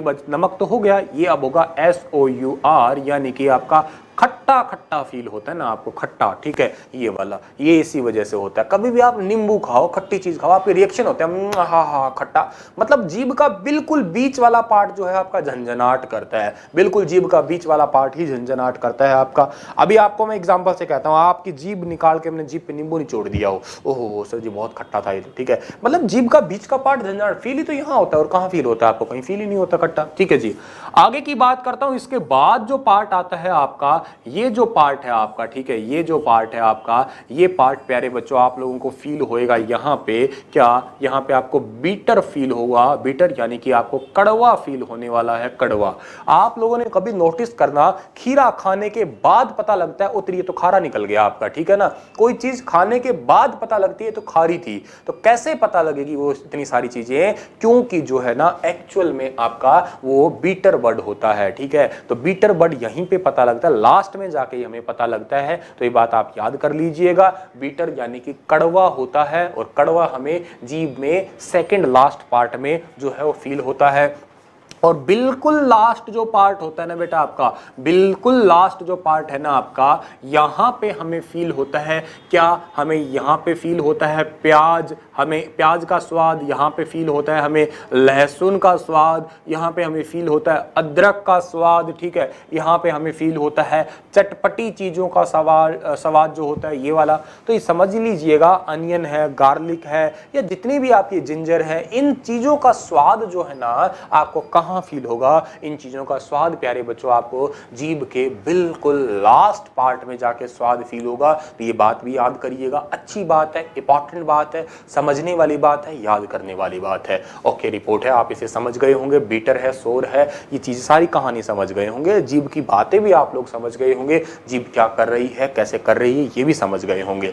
तो होपफुली आप इसे समझ गए, तो मैं इसे मिटा देता हूं। जीभ एक मसल्स होती है, और इसके ऊपर छोटे छोटे पैपलीज या इसे बर्ड्स भी कहते हैं, और हायोइड बॉल से कनेक्टेड होती है, उसे फ्रेनुलम कहते हैं हम लोग, और 3 पेयर में काम करती है। ओके, रिपोर्ट है। अगर आप लोग इसे समझ गए हैं तो मैं इसे मिटा रहा हूं, और अब मैं आगे जाता हूं, और जीभ के अंदर मतलब मुंह के अंदर ही एक ग्रंथि भी होती है बच्चा, उसको भी हम लोग जो है ना यहाँ पे समझ लेते हैं, और फिर हमारा जो है माउथ का पार्ट जो है वो पूरा हो जाएगा।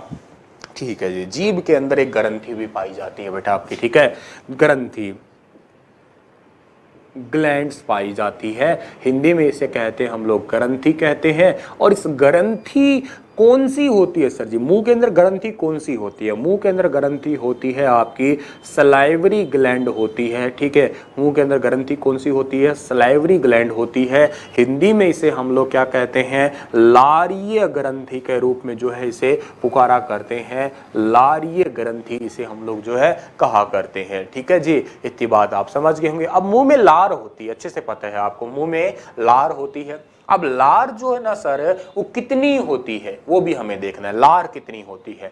लार बेटा आपकी पर डे की बात कर रहा हूं, तकरीबन 1.5 से लेके, ठीक है, 1.5 से 2 लीटर जो है ना आपकी लार बनती है मुंह के अंदर, जो है प्रतिदिन की बात कर रहा हूं मैं, 1.5 से लेके 2 लीटर लार बनती है। अब ये 1.5 से 2 लीटर लार बनती है, लेकिन इस लार का 90% हिस्सा जो होता है वो हम खुद ही पी जाते हैं, हम खुद ही पी जाते हैं, हम खुद ही पी जाते हैं, ठीक है, पी जाते हैं, ठीक है, इस लार का 90% हिस्सा हम खुद ही पी जाते हैं, याद रखिएगा, ठीक है, इस लार का 90% हिस्सा खुद ही पी जाते हैं हम लोग। बाकी 10% जो होता है वो हम थूकने में, कुल्ला करते टाइम पे बाहर थूक देते हैं उसे। ओके, रिपोर्ट जी।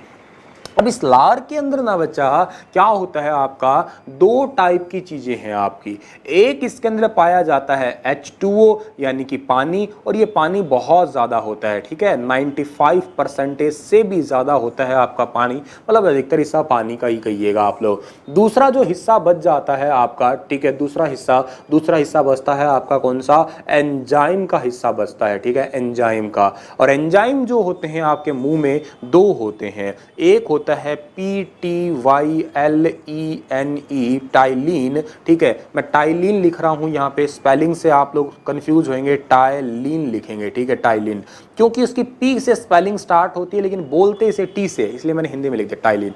एक एंजाइम होता है आपका अमाइलेज। ठीक है, अमाइलेज बोलते हैं इसको। ठीक है, हम लोग अमाइलेज बोलते हैं, दो है। और एक एंजाइम आपका जो है यहाँ पे होता है, ये एक ही बात है, मतलब दो नहीं है एक्चुअल में, ये दोनों एक ही चीज़ है, अलग नहीं है ये दोनों। ठीक है, टाइलिन या अमाइलेज। और एक आपका जो एंजाइम होता है यहाँ पे LYSOMOS, लाइजोसोम। ठीक है, क्या है? लाइजोसोम। ठीक है, हिंदी में लिखूं क्या? लाइजोसोम। ठीक है, लाइजोसोम। ठीक है, तो इसे आप लोग बोल सकते हैं, लिख सकते हैं अच्छे से। ये दो एंजाइम है आपके, लाइजोसोम, और एक आपका एंजाइम कौन सा है? एक आपका एंजाइम है लाइजोसोम, टाइलिन, और एक अमाइलेज कह दीजिएगा आप लोग।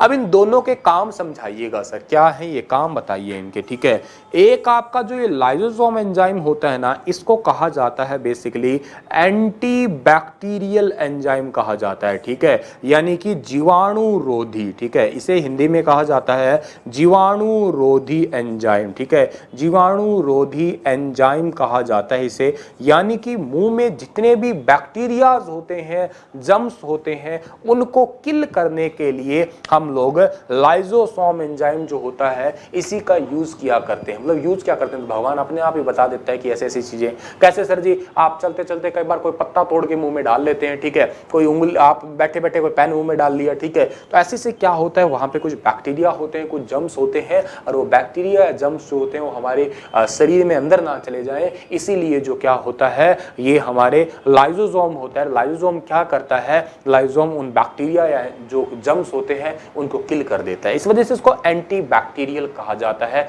याद रखिएगा आप लोग। ठीक है जी, अगली बात करता हूं टाइलिन की। ठीक है, टाइलिन की बात करता हूं मैं। टाइलिन या अमाइलेज जो है ना, ये बेटा पचाता है क्या?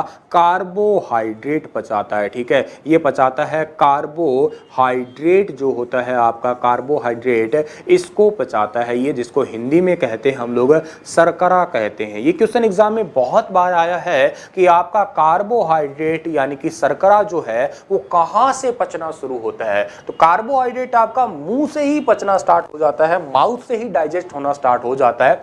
हालांकि 100% तो डाइजेस्ट नहीं होता है, लेकिन 70% जरूर डाइजेस्ट हो जाता है आपका। एक सवाल पेपर में आता है कि खिलाड़ी है, खिलाड़ी को इंस्टेंट एनर्जी अगर चाहिए होती है तो हमें किस चीज की जरूरत पड़ती है? तो हमें कार्बोहाइड्रेट की जरूरत पड़ती है उसको देने के लिए, क्योंकि कार्बोहाइड्रेट सबसे पहले पचता है, इसको शर्करा कहते हैं, और ये तकरीबन मुंह के अंदर जो है वो 70% पच जाता है। पचाता कौन सा एंजाइम है? अमाइलेज। हालांकि 100% नहीं पचता है, 100% आगे जाके मैं छोटी आंत पढ़ाऊंगा तो आपको 100% बताऊंगा। तो यहां तक ये आपकी चीजें हो चुकी है, ये आपका मुंह तक खाना आ चुका है कंप्लीट। और ये जब आपका सब कुछ हो जाता है, इस ओवरऑल खाने को फिर हम लोग क्या कहते हैं बेटा? इस ओवरऑल खाने को कहा जाता है BOLOUS, बोलस का नाम दिया करते हैं, याद रखिएगा आप लोग। इस खाने को बोलस कहते हैं, मतलब मुंह के अंदर जो आपने लुगदी बनाई, इस लुगदी में लार मिली, ये एंजाइम मिले, ये आपका टाइलिन अमाइलेज मिले, लाइजोम मिला, A to Z सब कुछ मिल गया। जब आपका नीचे खाना जाएगा उस खाने को बोलस बोला करते हैं हम लोग। ठीक है ना, उस खाने को हम लोग बोलस के नाम से पुकारा करते हैं। तो चलिएगा, इतनी बात आपकी मुंह से रिलेटेड थी। होपफुली आप लोगों को चीजें समझ में आ गई होगी। फटाक से एक बार इसे आप नोट कर लीजिएगा। फिर हम लोग जाते हैं आगे के पार्ट पे, जाते हैं खाने को थोड़ा सा और आगे लेके जाते हैं कि क्या होता होगा आगे आपकी बात। चलिएगा, जल्दी लिखिएगा बच्चे इसे आप लोग।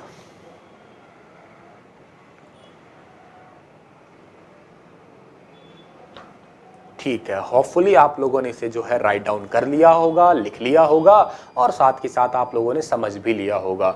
चलिए जी, थोड़ा और आगे जाते हैं हम लोग। अब हमारे खाने को जो है हम लोग और नीचे लेके जाते हैं, क्योंकि हमारा खाना अभी तो शुरू ही हुआ तो पचना ना, अभी तो हमें 100% भी तो पचाना पड़ेगा ना, इसे बहुत लंबी बात है आगे हमारी। ठीक है, चलिए जी, आगे की बातों पे लेके जाएंगे हम लोग कहानी को।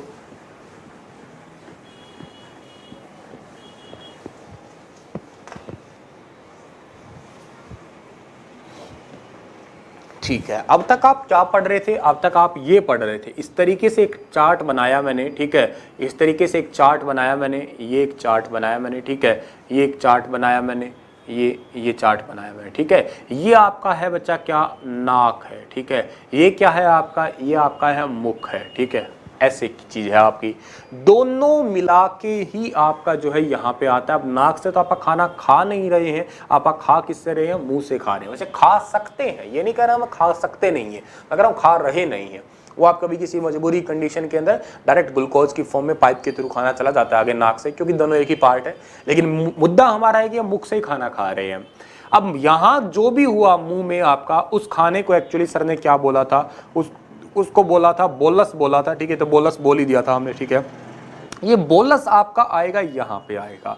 इस वाले पार्ट को क्या कहा करते हैं, ये जो पार्ट आपका है ना, ये पार्ट है, इसको कहा क्या करते हैं, इसको कहा करते हैं ईसोफेगस ट्यूब कहा करते हैं, ठीक है। या इसको कहा करते हैं फूड पाइप कहा करते हैं, या इसको कहा करते हैं क्या, ग्रास नली कहा करते हैं, ठीक है। ग्रास नली कहा करते हैं। और इसकी लंबाई कितनी होती है, इसकी लंबाई होती है आपकी 25 सेंटीमीटर इसकी लंबाई होती है, याद रखिएगा। कितनी लंबाई होती है इसकी, इसकी लंबाई होती है टोटल 25 सेंटीमीटर इसकी टोटल लंबाई होती है। क्या कहा सर ने, 25 सेंटीमीटर लंबाई होती है। इसको बोलते देखो ईसोफेगस है, लिखते इसे ओ से है, ठीक है। तो आप खैर ज्यादा स्पेलिंग वगैरह की कोई कोशिश ना करें, लेकिन आपको मतलब समझना है। इसको फूड पाइप भी याद कर सकते हैं, कोई टेंशन ना ले, ठीक है। आप फूड पाइप भी बोल दे, ग्रास नली भी बोल दे। टोटल लंबाई कितनी, 25 सेंटीमीटर।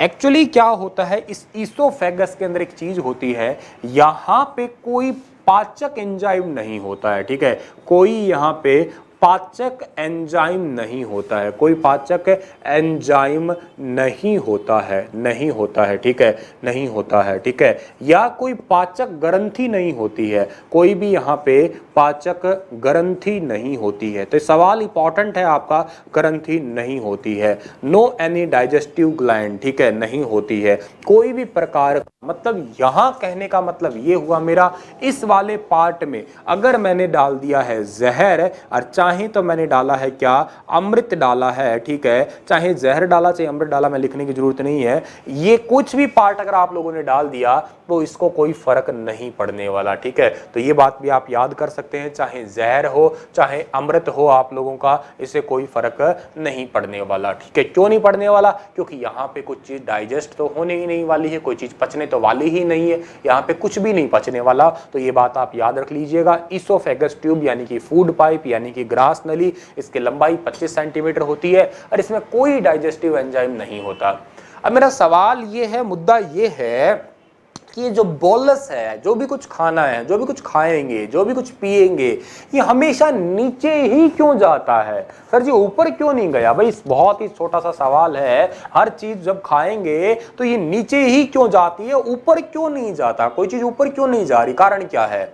अब कहेंगे सर ग्रेविटी लग रही होगी ना, आ रही। ग्रेविटी थोड़ी ना होती है। ग्रेविटी अगर लग रही होती तो मैं सिर्फ खड़ा हूं तो ही नीचे जाएगा, मैं सोऊंगा तो भी तो मैं कुछ खाऊंगा। और सोते सोते आप बहुत बार बेड पे पड़े पड़े, संडे का दिन हो या कोई छुट्टी का दिन हो, तो आप बेड पे पड़े पड़े चलते रहते हैं, खाते रहते हैं। कुछ भी खाओ तो हमेशा नीचे ही जाएगा, ये तो पक्की बात है।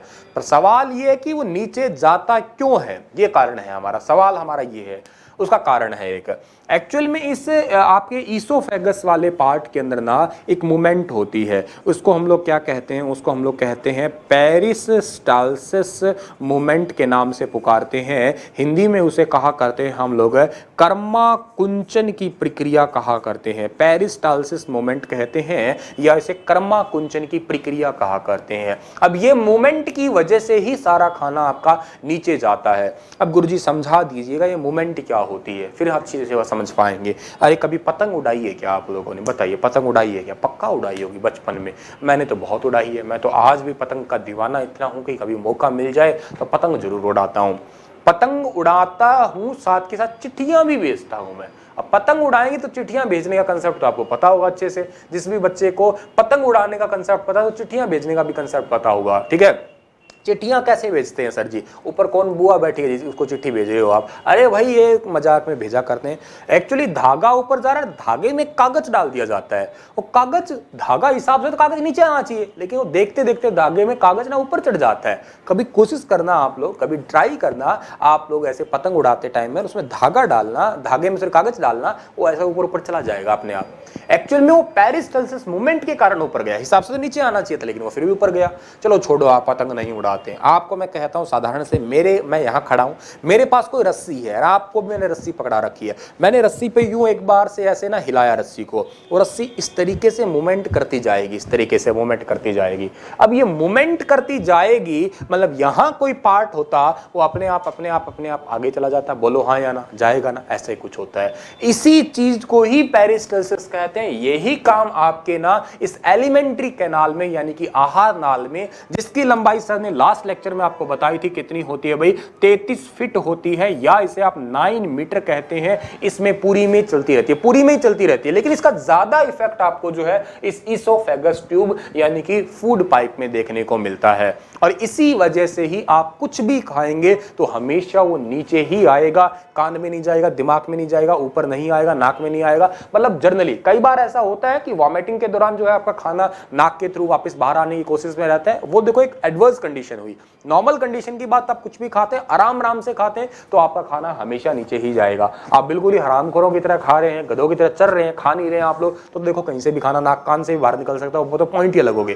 पॉइंट, मुद्दा ये है, मतलब क्या है कि आप लोग अगर रेगुलर आराम से खाते हैं, गांधी जी ने कहा था ना, खाना 32 बार चबा के खाना चाहिए। खैर 32 वाले तो हमें शांति नहीं है इतनी, लेकिन यार 8-10 बार तो एटलीस्ट चबा ही सकते हो, तो जरूरी चीजें हैं।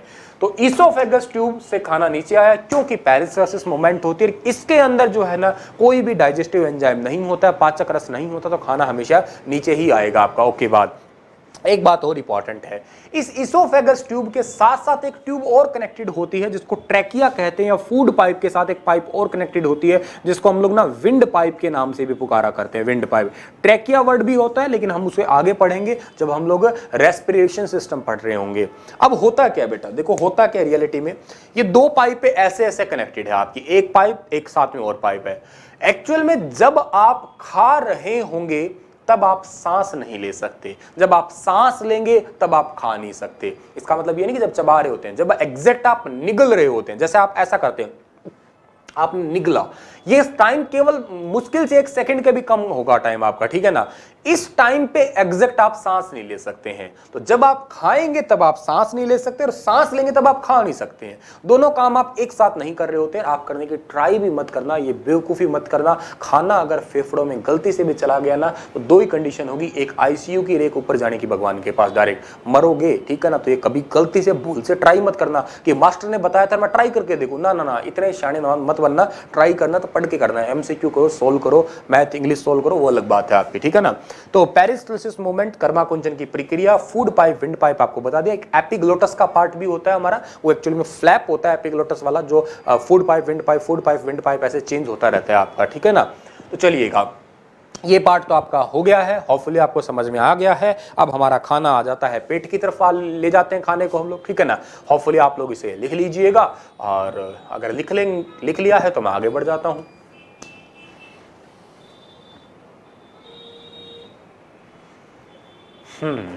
चलिए जी, होपफुली आप लोगों ने लिख लिया होगा। तो चलो जी आगे जाते हैं हम लोग, थोड़ा और आगे जाते हैं।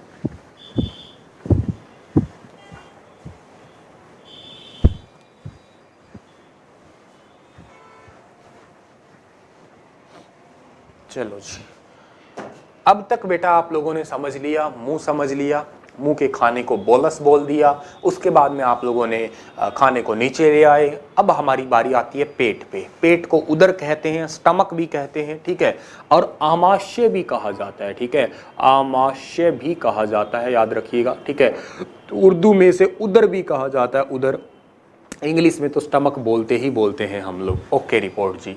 पेट आपका जो है ना, पेट, ये आपकी ईसोफेगस ट्यूब, और इस ईसोफेगस ट्यूब से तकरीबन कुछ ऐसा सा हिस्सा जो है ना आपका, वो पेट का सा है, तकरीबन। अब देखो ऐसा ही बनाया मैंने, कुछ ड्राइंग मेरी ऐसी वैसी है, ठीक है, बस मैं पढ़ा रहा हूँ तुम्हें, वो चीज़ ज़रूरी है, समझना ज़रूरी है हमें यहाँ, ठीक है जी। कुछ ऐसा है बेटा आपका पेट, ये पेट बना दिया मास्टर ने।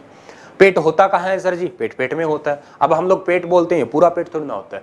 पेट होता है, जैसे मैं यहाँ पे हूँ, ठीक है, मैं एक्चुअली में लेफ्ट से लिखता हूँ तो मेरा थोड़ा मेरा राइट लेफ्ट अलग है, लेकिन वास्तव में आपका पेट जो है ना आपके होता है लेफ्ट साइड ही, ठीक है। जहां जिस हाथ से मैं लिख रहा हूं ना, लेफ्ट साइड में पेट होता है, उसके राइट, हमारे राइट साइड में जो है वो होता है लीवर होता है आपका। तो ये टिल्टेड होता है लेफ्ट में, याद रखिएगा, लेफ्ट में।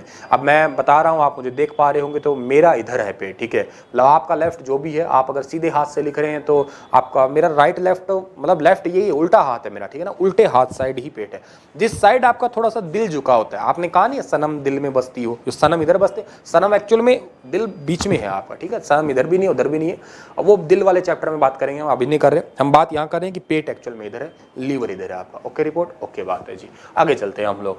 ओके रिपोर्ट, तो आगे की बात हम लोग करते हैं। तो हमारा जो पेट है ना बच्चा, इसके अंदर खाना जो आएगा ना, इसके अंदर जो भी खाना आएगा उस खाने का नाम क्या था? इसके अंदर खाना आएगा, उस खाने का नाम है बोलस, ठीक है। लेकिन इसके अंदर टोटल होएगा उस खाने का नाम बोलस नहीं है, उसको काइम बोलते हैं, बाद में बताऊंगा आपको मैं, ठीक है। चलो जी, बोलस आ गया है इसके अंदर। जैसे ही इसके अंदर खाना आके गिरा, तुरंत हमारे दिमाग का एक पार्ट है जिसका नाम है मेडुल्ला। क्या नाम है उसका? मेडुल्ला, ठीक है। मेडुल्ला ऑब्लंगाटा, ये वर्ड सुना होगा कभी आपने, मेडुल्ला ऑब्लंगाटा। तो मेडुल्ला ऑब्लंगाटा जो है ना, वो कहेगा, पेट की ग्रंथियों को कहेगा, पेट की जो ग्लैंड्स है उनको कहेगा कि तुम अपने जूस, रस, एंजाइम निकालना शुरू करो। ये बात ध्यान रखिएगा, ये सिग्नल ऐसे चलते हैं आपके, ये जो बाहर निकला हुआ पार्ट है ना, इसको मेडुल्ला ऑब्लंगाटा कहते हैं। और जैसे ही पेट में खाना आया, तुरंत पेट को कहा जाएगा तू तेरे जूस निकालना शुरू कर दे। और पेट के अंदर एक ग्रंथि है जिसको हम लोग कहा करते हैं क्या, जिसको हम लोग गैस्ट्रिक ग्लैंड कहते हैं, या इसको हम लोग ना जठर ग्रंथि के नाम से भी पुकारा जाता है, ठीक है, जठर ग्रंथि। और इससे एक जूस निकलता है जिसको गैस्ट्रिक जूस या जठर रस कहते हैं। और इस जठर रस के अंदर ना मेनली 3 चीजें होती हैं आपकी। एक तो होता है बेटा इसके अंदर H2O होता है, यानी कि पानी होता है आपका, ठीक है। दूसरा इसके अंदर जो है आपका क्या होता है, HCl होता है, ये होता है 0.3% होता है आपका, ठीक है। और तीसरा जो है इसके अंदर हो सकते हैं आपके क्या, तीसरे इसके अंदर एंजाइम होते हैं आपके, एंजाइम 0.2% होते हैं। अब 0.2, 0.35 तो हो गया, रिमेनिंग जितना भी परसेंटेज है आपका ये आपका पानी है, तकरीबन 95% या इससे भी थोड़ा बहुत ज्यादा आपका वो पानी है, मतलब पानी तो ज्यादा में है ये आपका।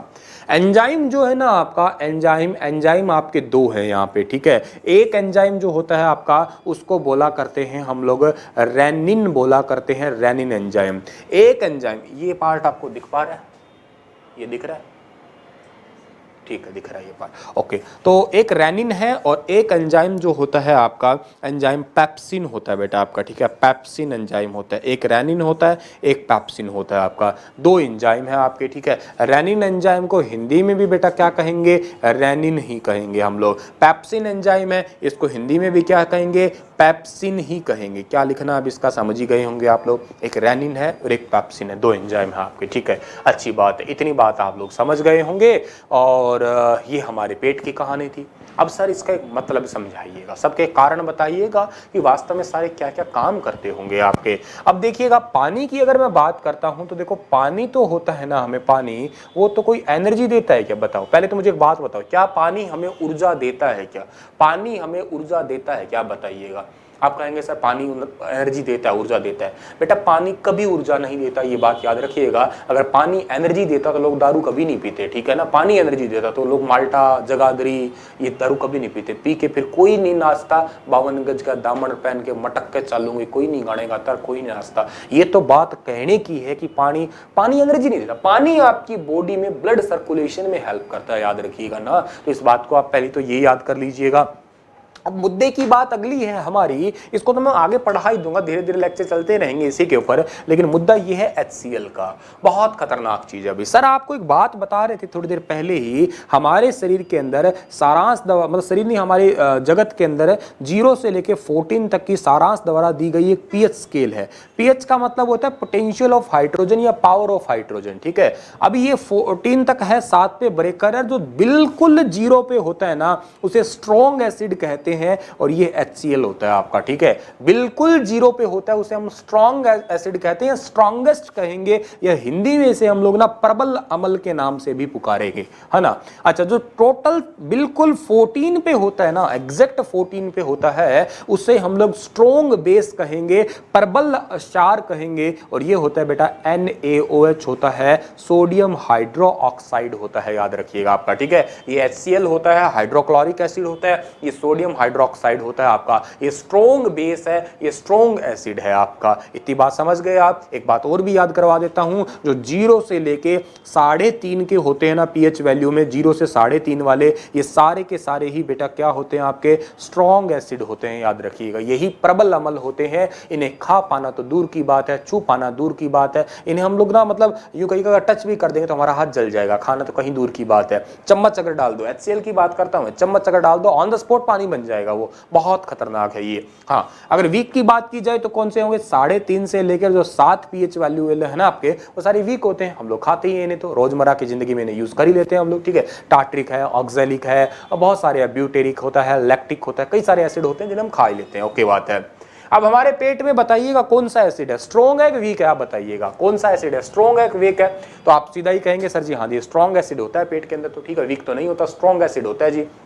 अब अगर हमारे पेट के अंदर स्ट्रॉन्ग एसिड होता है, ये बहुत स्ट्रॉन्ग है ये हमारा, तो इतना स्ट्रॉन्ग है तो हमें सर नुकसान क्यों नहीं पहुंचा रहा, ये भी बता दीजिएगा। बहुत ज्यादा स्ट्रॉन्ग अगर है ये, तो ये हमें नुकसान क्यों नहीं पहुंचा रहा। इसके बहुत सारे रीजन है, पर पहले आपको ये बताना जरूरी है कि ये काम क्या करता होगा, इसके फंक्शन क्या होते होंगे, ये बात जानना बहुत जरूरी है। इसके फंक्शन सुनिएगा बेटा, ठीक है। इसके फंक्शन सुनिएगा, मैं इसको काट रहा हूं यहाँ पे, ठीक है, इसके फंक्शन, और इससे नुकसान हमें नहीं हो रहा। पहले तो मैं नुकसान नहीं हो रहा, चलो बता देता हूं। ये पेट जो है ना हमारा, ये पेट, और इस पेट के अंदर अंदर ना एक छोटी सी लेयर पाई जाती है बेटा, ठीक है। इस पेट के अंदर अंदर ना एक छोटी सी लेयर पाई जाती है आपकी, ठीक है। और इस लेयर को क्या कहते हैं हम लोग, इस लेयर को कहा जाता है MUCOUS, म्यूकस, या हिंदी में कहते हैं सलेशमा भी कहा जाता है, या म्यूकोसा भी लिखा होता है। तो ये सलेशमा झिल्ली या म्यूकस मेम्ब्रेन जो है, ये हमारा क्या करती है, HCl से प्रोटेक्शन करने का काम करती है, HCl से बचाव करने का काम करती है, ठीक है ना। तो ये बात याद रखिएगा, HCl हमारे लिए हार्मफुल है, लेकिन बचा किसने लिया, म्यूकस मेम्ब्रेन ने बचा लिया, सलेशमा झिल्ली ने। मैं आपसे पूछूं कि कोई आदमी मांसाहारी होता है, मांस खाता है, उसके मांस पच जाता है, जबकि पेट भी तो एक मांस है, वो क्यों नहीं पचा, उसका कारण क्या है, वो क्यों नहीं पचा। तो उसका कारण भी यही है, क्योंकि सलेशमा झिल्ली जो होती है, म्यूकस मेम्ब्रेन जो होती है ना, यही नहीं पचने, मतलब यही क्या करती है, अंदर जो भी कुछ आएगा वो तो पचेगा, इन पे कोई भी हार्मफुल इफेक्ट नहीं पड़ने वाला है। तो ये तो बात हो गई हमारी। अब HCl का पहला और बहुत इंपॉर्टेंट काम होता है ये, कि ये सभी के सभी आपके एंजाइम जितने भी होते हैं, जितने भी एंजाइम होते हैं, उनको एक्टिव करने का काम करता है, यानी कि सभी एंजाइम को सक्रिय करने का काम यही एसिड क्या करता है आपका। अगर आपसे पूछा जाए कि हमारे शरीर के अंदर सभी एंजाइम को, देखो क्या है कि आप सभी बच्चे हो, पढ़ रहे हो, आपको पढ़ाने के लिए एक्टिव किसने किया, हम टीचर्स ने किया ना, ठीक है। तो यही बात याद रखिएगा कि सभी एंजाइम्स को एक्टिव करने का काम जो होता है वो किसका होता है, HCl का होता है। दूसरा इसका फंक्शन एक और इंपॉर्टेंट है, इसी को जो है हम लोग कहते हैं जीवाणुरोधी, ठीक है। इसी को एंटीबैक्टीरियल भी कहा जाता है। ये आपका जीवाणुरोधी एंजाइम भी, जीवाणुरोधी जो है एसिड होता है। मतलब देखो, मुंह में एक लाइसोसोम एंजाइम बताया था मैंने आपको, वो थोड़े बहुत बैक्टीरिया मार देता है, थोड़े ज्यादा और बैक्टीरिया को मारना हो तो इसी का ही काम होता है। इसको एसिडिक हार्मोन भी कहा जाता है, बहुत जगह ये भी लिखा होता है, इसे अम्लीय हार्मोन भी लिखा होता है, ठीक है। अम्लीय हार्मोन भी लिखा होता है, ठीक है। क्यों सर अम्लीय हार्मोन, क्योंकि ना बेसिकली ये हमें मां से ही मिलता है, डायरेक्ट बाय बर्थ ही मिलता है, इसे हम लोग ऊपर से तो लेते नहीं है, ना ही तो ऊपर से हम लोग खाते हैं इसे, इसलिए इसे अम्लीय हार्मोन के रूप में भी पुकारा जाता है। तो ये बात भी आप याद कर लीजिएगा, ठीक है। रेनिन क्या करता है बेटा, रेनिन जो होता है ना, रेनिन आपके दूध और दही को पचाता है, ठीक है ना, दूध और दही को पचाता है ये, ठीक है, दूध और दही को, ठीक है, दूध दही को। कैसिन प्रोटीन होता है दूध के अंदर, ठीक है। कैसिन जो होता है, कैसिन, कैसिन के कारण ही दूध का रंग सफेद भी होता है, ठीक है। और कैसिन को कैसिनोजन में बदलने का काम यही करता है। बच्चों में प्रोरेनिन हार्मोन, मतलब प्रोरेनिन एंजाइम होता है जो उसमें थोड़ा ज्यादा एक्टिव होता है, तो बच्चे 5-6 महीने तक जो है दूध पे ही जीवित रह लेते हैं। जैसे जैसे एज बढ़ती रहती है तो रेनिन का लेवल भी थोड़ा थोड़ा कम होने लग जाता है आपका। और पेप्सिन एंजाइम क्या करता है? पेप्सिन एंजाइम पचाता है बेटा आपके प्रोटीन को पचाता है, और प्रोटीन को पचाता है लेकिन आधा अधूरा, ठीक है, तकरीबन 80% तकरीबन कह रहा हूं मैं, ठीक है, तो लगभग आधा अधूरा पचाता है, 100% नहीं पचाता है ये। और पूरा खाना यहाँ पेट का होता है, उसी को कहा जाता है CHYME, काइम के नाम से पुकारा जाता है। याद रखिएगा, मुंह के खाने को बोलस बोला था, पेट के खाने को काइम बोला था, और ये बात आप लोगों को समझ में आ गई होगी। इसी के साथ मैं अपने आज के लेक्चर को समाप्त करता हूं। आगे के लेक्चर में मैं आपको छोटी आंत और बड़ी आंत समझाऊंगा, और फिर लीवर और पैनक्रियाज, ये सारी चीजें समझाऊंगा डिटेल से अगले लेक्चर में। तब तक आप हंसते रहना, मुस्कुराते रहना, stay happy, stay healthy. Thank you so much class, thank you so much.